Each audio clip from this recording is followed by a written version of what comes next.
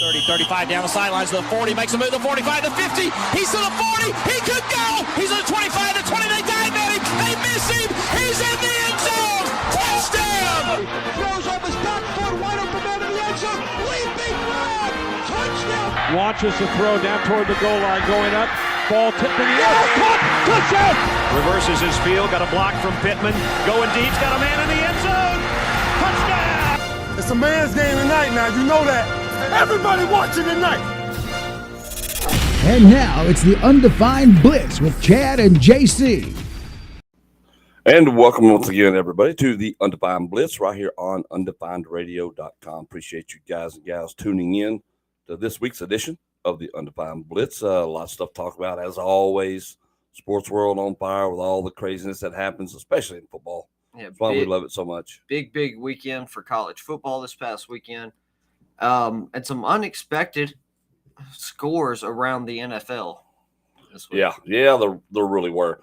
But as always, we will kick it off with collegiate football, and then we'll do it that way. And, hey, look, the Horns put their little defeat behind them, got over on Houston 31-24. In the game, they started out dominating pretty handily, and then this were – Well, there was a weird momentum shift, and it was all because Texas was up 21-0. They're down in Houston territory. Yep. Fourth down, they try a fake field goal. That's right. And it didn't work. No. And then Texas was up 21-7 at that time. They were up 21-7. So after that, Houston went down, and this was right before halftime. So Houston goes down. They score a touchdown to make it 21-14. Houston gets the ball coming out in the second half, went down the field, scored another touchdown. All of a sudden, tie ball game, and the whole thing really shifted, but Texas was ultimately able to pull it out. Yeah. You got the win. Lost the starting quarterback for the next 5 weeks or so. I don't think it's that long, but still. He'll be out the next 2 or 3 games. AC joint sprain. Yeah. So shoulder. Malik Murphy will be taking over the starting quarterback duties for the Longhorns for the foreseeable future anyway. And we had number 13 Ole Miss taking on Auburn. 28-21 game really wasn't as close as the score indicates there. Ole Miss had this in hand. It was 28-14 with, a minute left in that game. So yeah, it's really just a garbage time touchdown by Auburn to make the score look a little more respectable. That's right. You have number 2 Michigan takes on Michigan State. They beat them 49-0. And the fall for Michigan State was quick. Oh, yeah. Like, they lost Kenneth Walker, and it went down last year, and then this year has just been awful. A nightmare. Head coach gets fired. But I think J.J. McCarthy, though, Michigan's quarterback, he has put himself squarely at the front of that Heisman Trophy. Yeah, just another great performance. If not if he's not leading the race, he's definitely in that discussion with Michael Penix. He kind of has to be. Penn State loses to Ohio State. That was number 7 Penn State. At number 3 Ohio State at that time, 20-12. And another one of those things where, like, the score makes the game look closer than it was. Mm-hmm. Ohio State dominated Penn State. They really did. For the majority of this game. Neither team could get the offense going, but look at Marvin Harrison Jr. 11 receptions, 162 yards, a touchdown. Big win for Ohio State. And once again, James Franklin cannot beat Ohio State. I think he's beaten them once since he's been the head coach of Penn State. I don't think he's ever beaten a top 10 team, and I think he's only won twice against top 25 opponents. That's not good. Yeah, number 16 Duke, number 4 Florida State. Florida State wins this 38-20 in a game that Duke was leading going into halftime, but could do nothing offensively after that. Huge fourth quarter for the Seminoles. Yeah. They score 3 touchdowns in the fourth, and they get yet another big statement win. Number 5 Washington beats Arizona State 15-7.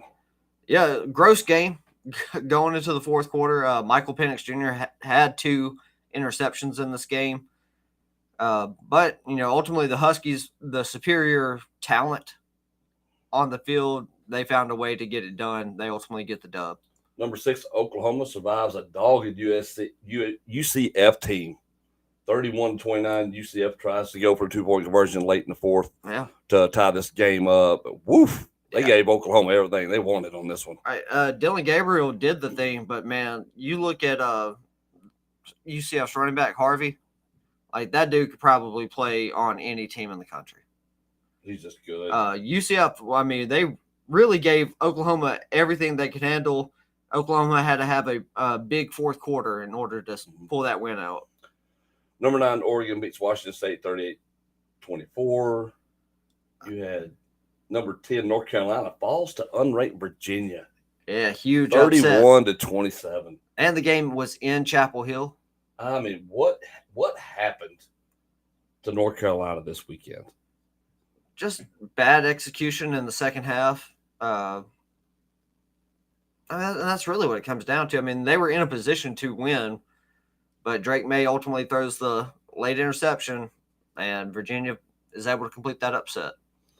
You had number 11, Alabama, beats number 17, Tennessee, 34-20 in a big second half by Bama. And once again, Tennessee doesn't show up in the second half. A lot of teams didn't show up to play in the second half. Yeah, I mean, Tennessee was up 20-7 at halftime, and then Alabama rips off 27 unanswered points to get that win.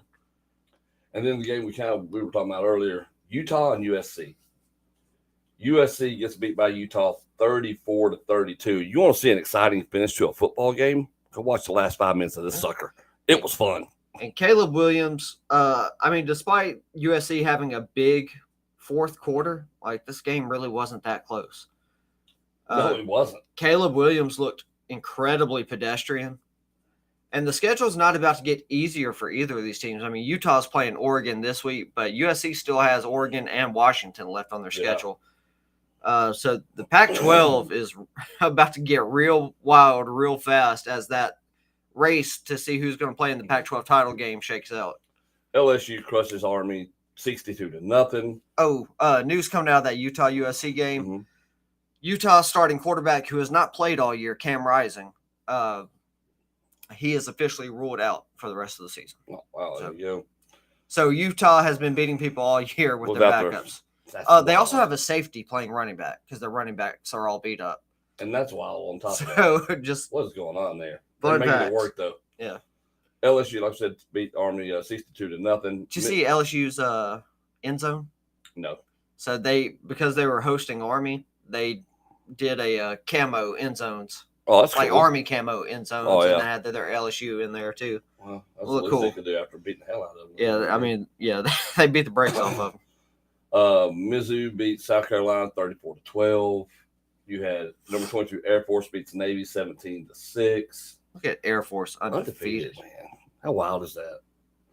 You had number 23 Tulane beats North Texas 35-28. Kind of stole this game away from North Texas after North Texas had a monster second half, or monster third quarter, really. Yeah, that third quarter really put North Texas back in the game. And they put Tulane on their heels, but Tulane, being the better team, were able to rally and get focused and get that game back under control. You had another upset. Minnesota beats Iowa 12-10. Iowa can get anything going. Well, they're a terrible offense. Mm-hmm. Anyway, they've been a terrible offense for several seasons. This game actually had a record low as far as the over-under. Mm-hmm. This game was the line was at 30. Wow. For total points in the game. Wow, that's not good. And I was listening to a guy on the radio. He was like, I'm telling you, before this game ever happens, bet the under. Yeah. It's like, I understand this is a record low number. Still, bet the under. And he was correct. And he was right. That fair catch now. The guy overturned that touchdown. Yeah, that's insane. A 7-point swing, but still would have made it below the under. Right? The under still would have hit. The under still would have held up. But Iowa would have gotten a win. Yes. And that's the difference. That is a big difference. And number 25, UCLA beats Stanford 42-7. Dude, that was wild. Absolutely bonkers, wild, man. Though. That was crazy. That whole thing right there was nuts. We're going to look at the top 25. Top 25 real quick. See who moved, who didn't. Basically, the top 6 spots remain the same. Yes. You got Georgia, Michigan, Ohio State, Florida State, Washington, Oklahoma is your top 6. Texas moves up to number 7. Oregon moves up to number 8. Alabama jumps up 2 slots to number 9. Penn State drops only 3 to number 10. Oregon State bumps up a spot to 11. Ole Miss bumps up a spot to 12. Utah bumps up a spot to 13. Notre Dame bumps up a spot to 14. LSU jumps 4 to 15. Mizzou jumps 4 to 16. North Carolina drops 7. Huge loss. And I'm surprised they only dropped 7. Well, because they were 6-0. So I think that's why. Ultimately, I think it's the only reason. You can't put a Duke or a Tennessee or a UCLA or a USC above them. The problem with their loss is who they lost to and the nastiness of the loss. And that's why I was surprised they didn't move as far as they didn't. You got what? Louisville is up 3 spots to 18. Air Force up 3 spots to 19. Duke fell 4 spots to 20. Tennessee dropped 4 spots to 21. Tulane's up 1 to 22. UCLA up 2 to 23. USC dropped 6 spots to 24. And James Madison, formerly unranked James Madison, snuck into the top 25, and that is your top 25. Yeah, and then you look at some of these other teams that received votes for the top 25. I mean, Florida, Liberty, Kansas State, Miami, Fresno State, Oklahoma State, Toledo, Rutgers, Kentucky, UNLV, Wisconsin. A lot of these teams have been ranked at some point this season. Not all of them, but a lot of them have. And, of course, Iowa dropped all the way out of the top 25. Yes, they did. All right, so we're going to go look at this week's games. We'll start off with BYU, Texas. Texas without a starting quarterback is right now the line is Texas by 17.5 at home. How much does this line change, do you think? It'll get a little closer, but Texas is a tremendously talented team. Oh, they are. I mean, they are absurdly talented. They should beat BYU even without Quinn Ewers. It's nice them having an actual defense for a change that can go sideline to sideline. Well, they can't. They struggle to clutch up against good teams, as we saw in the Oklahoma game. But there's some hustlers on this team. You got number 12 Ole Miss taking on Vandy. The line's Ole Miss by 25.5 at home. I mean, no point even talking about that one. That's right. Ole Miss should wax them. Number 4 Florida State taking on Wake Forest. Line's FSU by 20 on the road. Yep, I'm with it. You've got number 6 Oklahoma taking on Kansas. The line's OU by 9.5 on the road. I mean, we saw Texas go in there and kind of had their way with Kansas in that second half. I expect Oklahoma to do more of the same. Indiana takes on number 10 Penn State. Lions Penn State by 32 at home. Yeah, Penn State should bounce back after that disappointing performance against Ohio State. Nittany Lions get the home win. And what could be a very good game, you've got number 1 Georgia taking on Florida, who is 5-2. Yeah. The line is Georgia by 14.5. Georgia has been ranked number 1 in the last 19 straight polls. Florida kind of sneakily putting up a good record, but man, I just think the overall talent of the Bulldogs will be too much for them down there in Jacksonville. Oh, yeah. Number 9, Oregon, taking on number 13, Utah. The line's Oregon by 7 on the road. Ooh. Man, I hate picking against the Utes because every time I do, they end up winning. I'm going to do it, though, because Oregon has a tendency to be disappointing. I'm taking Utah at home. All right. You got Pittsburgh taking on number 14, Notre Dame. Notre Dame is favored by 20 at home. Yeah, Notre Dame should absolutely run away with that. You've got number 20, Duke, taking on number 18, Louisville. The line's Louisville by 4 at home. Should be a fun game. I'm going to take Duke on the road. You got number 22, Tulane, taking on Rice. The line's Tulane by 11.5 on the road. Yeah, Tulane big. You got number 24, USC, taking on Cal, who's 3-4. The line's USC by 11 on the road. Yeah, this should be a get-right game for the Trojans. And we have number 5, Washington, taking on Stanford. Lions Washington by 26.5 on the road. I know that Washington won last week, but this is a get-right game for them as well. Number 19, Air Force, taking on Colorado State. The line is Air Force by 12. I think it'll be hard to imagine Air Force falling to the Rams. And you've got number 21, Tennessee, taking on Kentucky. Equal records. Both of them teams 5-2, 2-2 in the SEC. The line's Tennessee by 4 on the road. Kentucky's been sleepy good ever since Mark Stoops has taken over as the head coach there. I'm going with the Wildcats. All right. Especially since they're at home.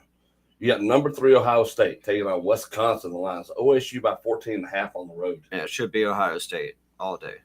You got Colorado going into number 23, UCLA. The line's UCLA by 17 at home. So I guess the last time we paid attention to the Buffaloes, they were losing a disappointing game that they had won. Mm-hmm. I think they can bounce back. I think they do have a better team than UCLA. I look for this to be win number 5 for Coach Prime and company. You got number 17 North Carolina taking on Georgia Tech. The line is UNC by 11.5 on the road. Yeah, Tar Heels have to get it together, especially after that loss to Virginia. But having Georgia Tech there, that should be an easy one for them taking the Tar Heels. Old Dominion takes on number 25, James Madison. The line is James Madison by 18 at home. I'm going to tell you, I don't know anything about this game, so I'm going to take the home team here. James Madison gets the dub. Yeah, number 11, Oregon State taking on Arizona. The line is Oregon State by 3.5 on the road. Arizona, respectably, 4-3 right now, yeah. But DJU and company, they have been balling out up there. So I'm going to take Oregon State on the road. Taking on some tough comp. I don't think anyone expected Oregon State to be as good as they are this year, especially because no one expected the Pac-12 to be as good as it is as a conference. I agree. Yeah, completely. And then it's all going to fall apart next year. That's funny. Interesting at the end of the season, too. That's what's going to be funny. All right, we've got some football games running down from the end of the FLs. Starting last Thursday night, you had the Jaguars beating the Saints 31-24. Yeah, it was weird, man. Like, statistically, Alvin Kamara had a good game, but his pass blocking was suspect. Derek Carr statistically had a good game, but the majority of his passing yards, or not the majority of his passing yards, but he was checking down all game long. Yeah. It's like they didn't even really try for the big plays until they absolutely had to have them. So, yeah, it was 31-24, but, I mean, the Saints had 9 points entering the fourth quarter. That's right. You know, so they were playing catch-up the whole game. Jaguars handled business. The Bears, without Justin Fields, beat the Raiders. Yeah, Tyler Badgett, who was playing D2 football last fall, gets his first NFL start, 162 yards, a touchdown. Big game for Deontay Foreman on the ground, 89 yards on 16 carries, 2 touchdowns. And the Bears get their second win of the season, knocking off the Las Vegas Raiders. And afterwards, very disgruntled Devontae Adams. Oh, yeah. He's been disgruntled for a few weeks, not understanding why his role is diminishing in that offense. None of the rest of us understand it either. You've got one of the elite pass catchers in the NFL. And route runners. It's ridiculous how good this dude is, right? Yeah, so it has to be their scheme.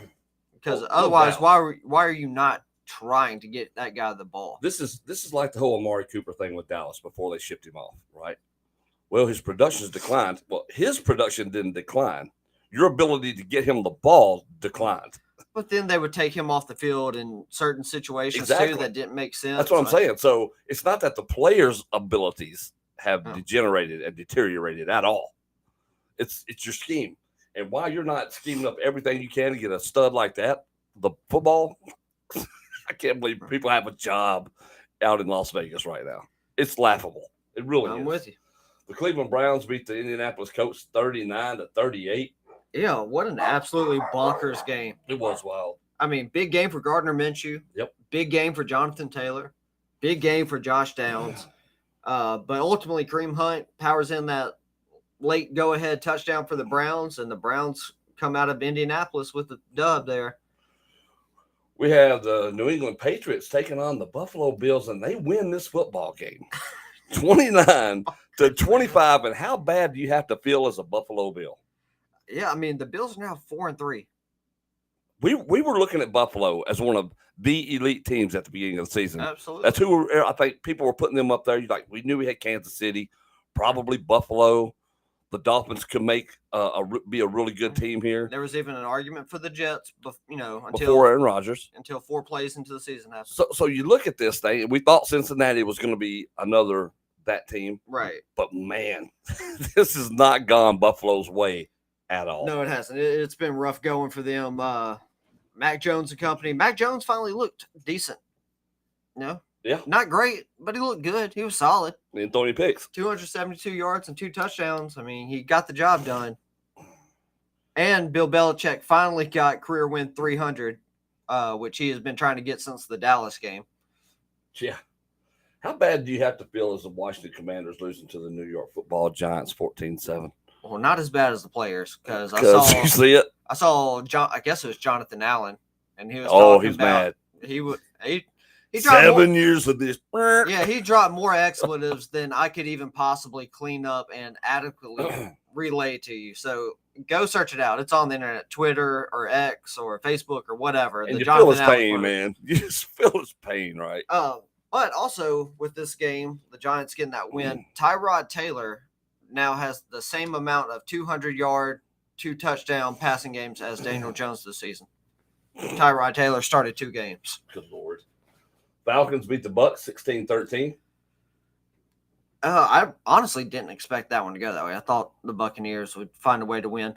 The weird thing in this game for Atlanta was Bijan Robinson not playing much at all. Yeah, was he injured?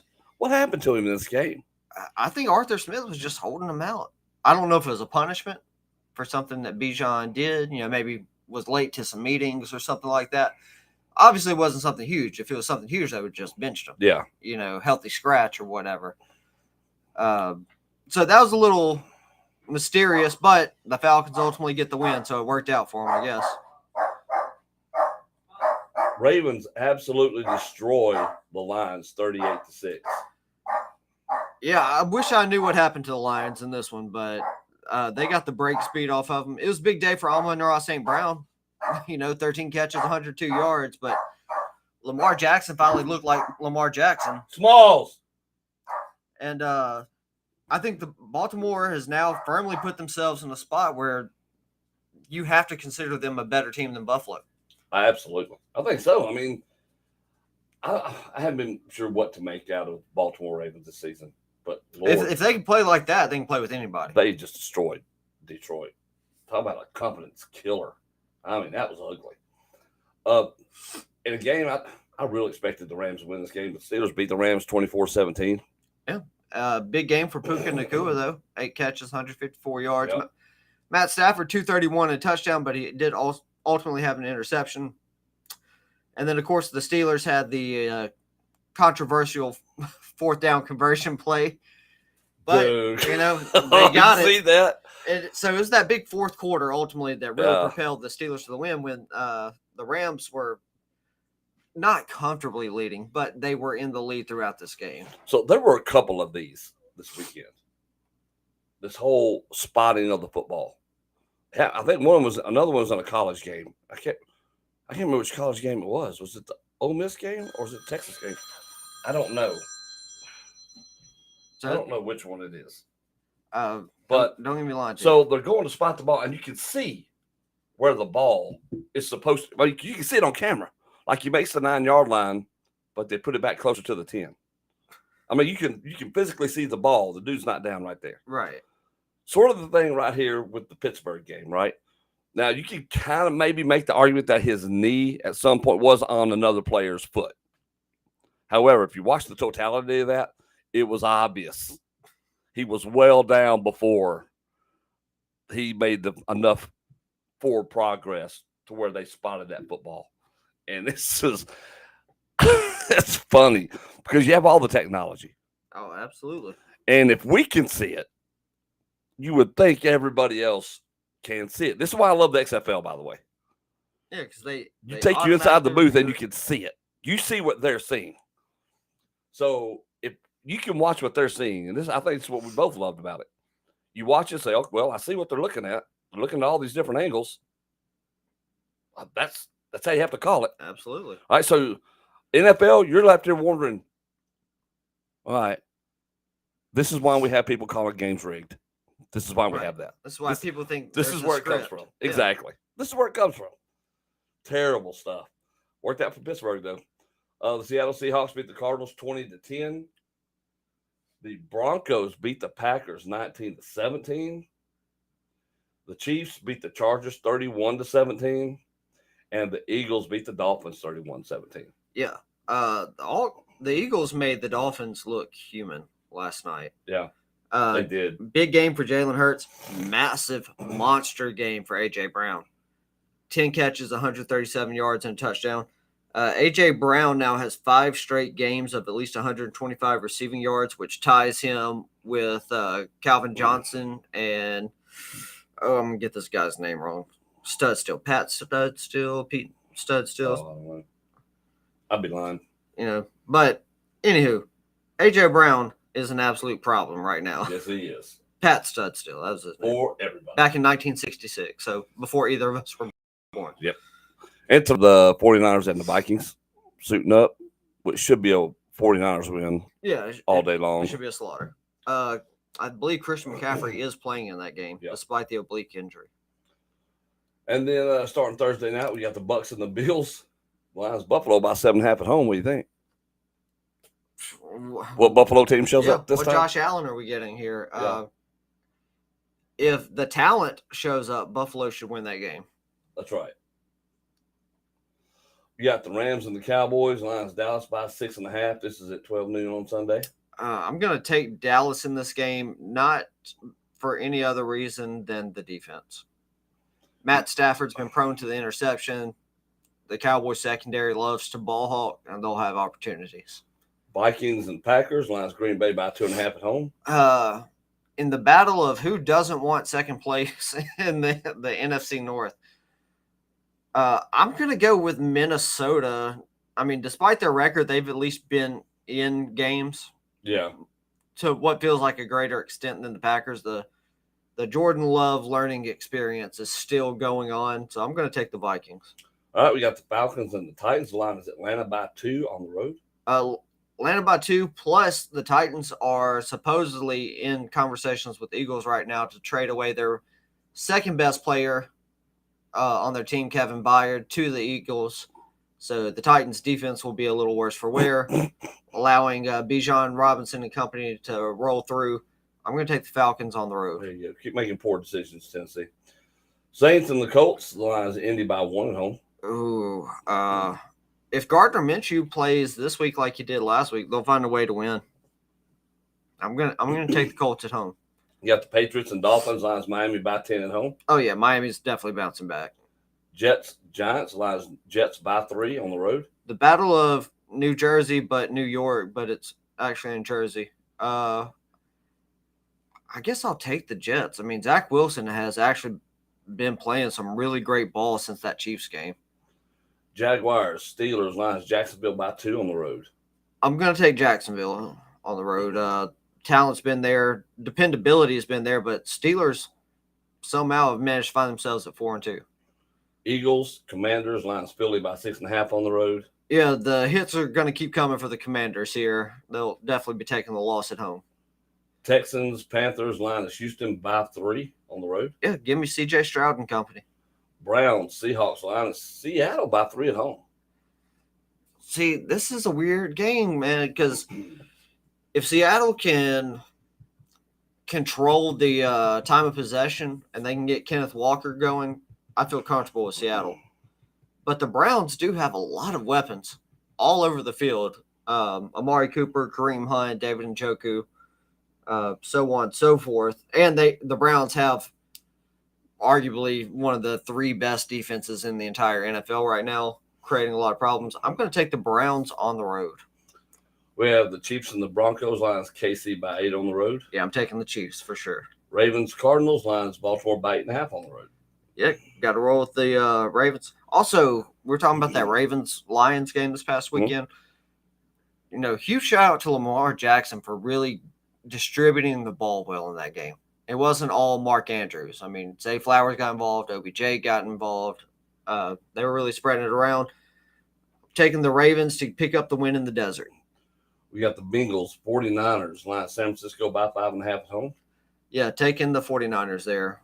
The Bengals are 2 up and down. And we've got the Bears and the Chargers. Lions, Chargers by 8.5 at home. So, as we know, the Chargers have lost the second most one-possession games in the NFL over the last season and a half, only behind the Broncos.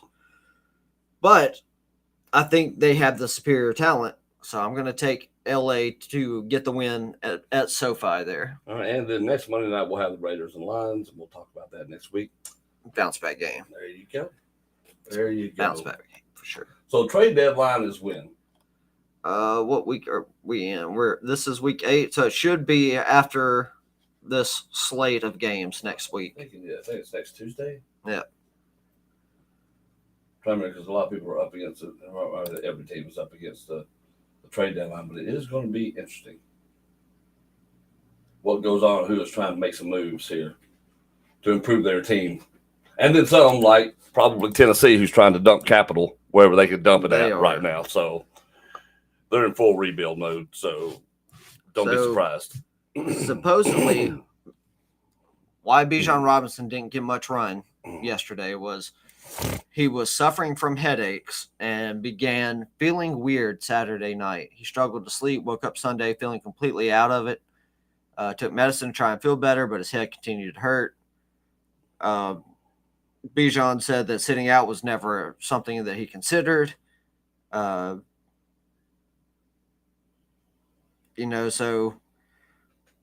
they gave Bijan the ball in a 2-minute situation. So it's weird. We'll see how that plays out. But if it's something simple, then we can expect a full tilt Bijan Robinson coming next week. Yeah. There you go. All right. So it's that time of the day, that time of the show, where we got some awards we got to give out. And I'm sorry, guys. I'm just seeing y'all stuff. Oh, y'all just having conversations amongst y'all self in here. What the hell? What's up, Chad? What's up, Bryson? What's up, Robbie? Jackson Dart should be Heisman. No, not really. He ain't that good. What's up, Angel? Jen, Serena. Yeah, I get it, man. You girls just having a good time in here, just talking amongst yourselves. So it's kind of crazy. It's going to be crazy. So there you go. It's going to be a wild time. It's going to be a real wild time for football. So we're about to give out some awards, and it's like I said, it's that time. It's that time to give them out. So we are, and we have to start off with a drizzler.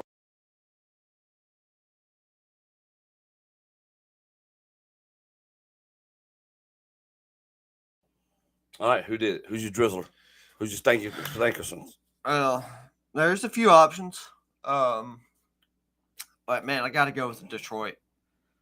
They got 1 week where they were sitting atop most people's power rankings. Yeah. People were saying, hey, is Detroit actually the best team in the NFL? And then they come out there against a good football team and laid an absolute turd against the Ravens. So Detroit, you guys get my drizzler award this week. Mine's got to be the officiating. I mean, look, when there's controversy like that and you've got all the tech in the world to get these calls right, and actually the camera angles to get them all right. It's not like we're dealing in some really low frame rates, some 4:3 aspect ratios from 100 years ago. I mean, right. You got multi-billion-dollar business. There's no reason for this. You got 8K cameras on the sidelines. So this really goes to the NFL. I'm not even worried about the officiating crew on the field because we know as fast as the game is, right. You're doing what you see. That's why we have the technology to get these calls right. Yeah, I'm with you. And they still couldn't get it right. NFL, you suck. That was bad. That was awful. You definitely get my drizzler this week. But on the flip side of that, if you got your drizzlers, that means we got the good stuff. Time to give away that big kahuna. Yeah.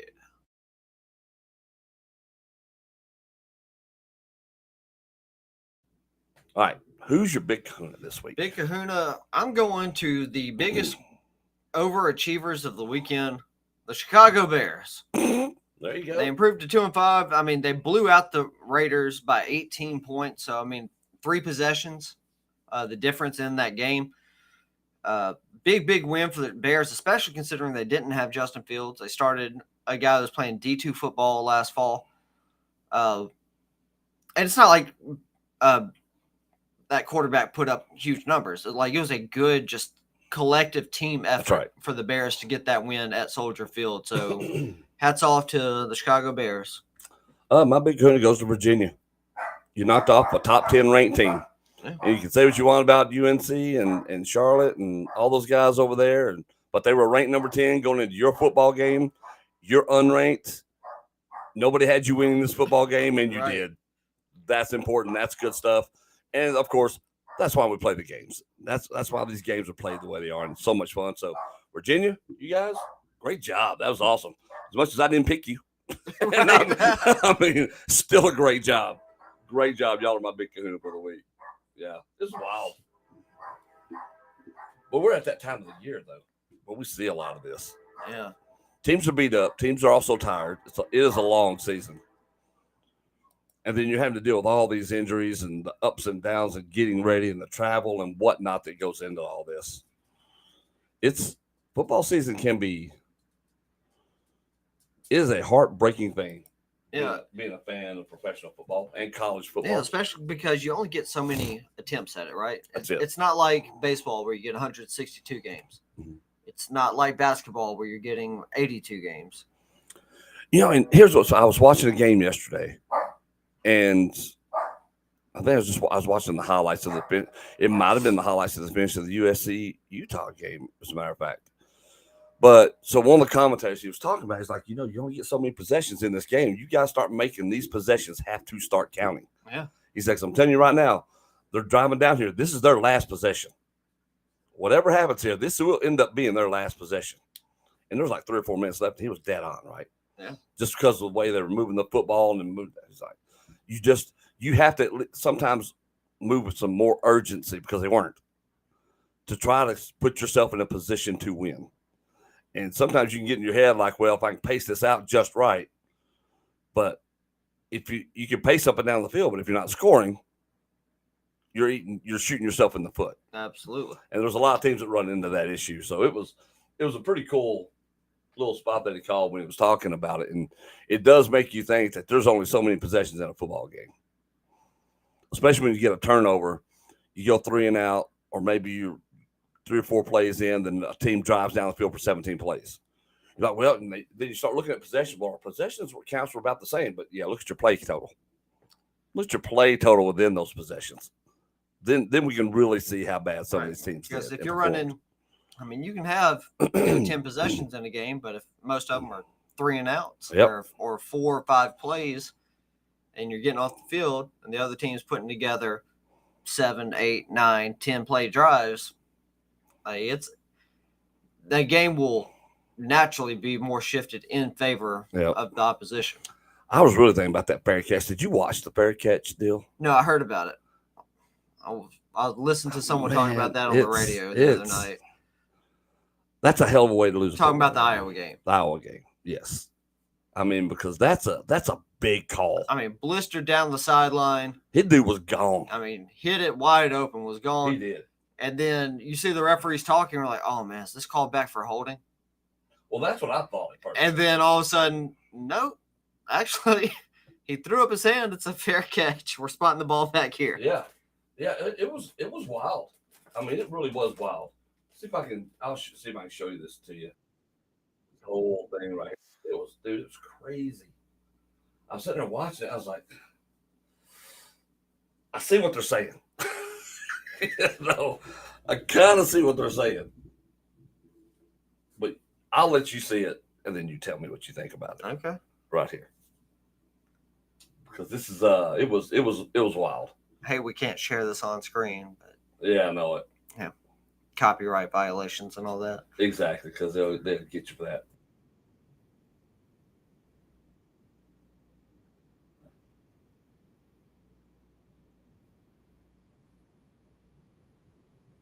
Or maybe he thought it didn't matter because the ball bounced. That's what I'm thinking. He didn't catch the punt. He did fielded catch the punt. He fielded it, right? Run it back. I want to. Oh wait, Here it is. That's it. Yeah.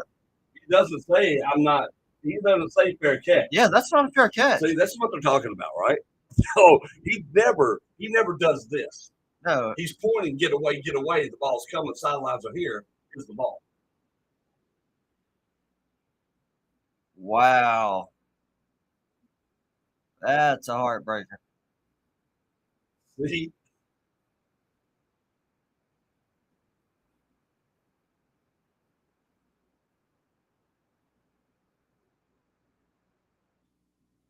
Yeah. Yeah. Wow. Yeah. Yes. Oh, that's rough. That is rough. They didn't talk about that on the radio. Yes. So you see, that's where the controversy came in at. Because this dude is not going, this is the fair catch signal. Your hands up. Universal. It's a universal. It's a big wave. It is. You can do it here. Yeah. You don't have to be up. No, but you have to do this. It's got to be in front of you. That's the signal. And this guy's off He's to the just about side to do being like, that. yo, watch out. Yeah, he's just pointing over there. Look, get back sidelines here. You know, watch out. The ball's coming. He never once pulled up like he was trying to fair catch anything. This was crazy. And none of the defending players reacted to him as a fair catch. They were bearing down on him. Yeah, they were ready to light him up. So, yeah, that right there, that is hurtful. Yeah, that's a heartbreak. Big. That is terrible. It's awful. It really is awful. That's football. God. But again, this day and age, you think you could get something like that right? That's tough. Because that dude was shot out of a cannon when he got that ball. It was a great return. Place, but that heartache, that joy to heartbreak, that happened in a split second. When that goes on, that's rough. That's rough, man.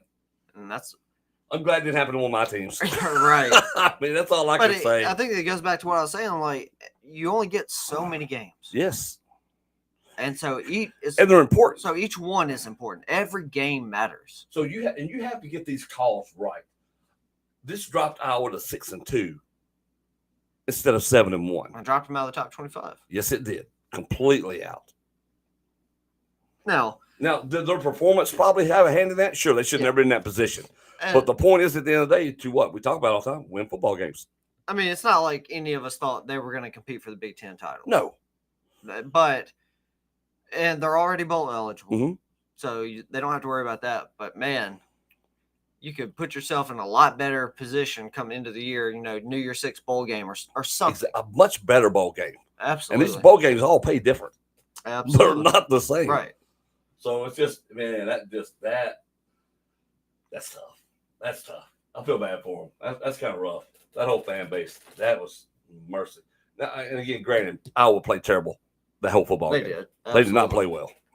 And like you said earlier, we knew their offense was crap anyway, and the under, we're still going to hit the under if you bet that line anyway, because it was still going to be a total of 29 points. But still, it's just the point of the matter of what happened with them is awful.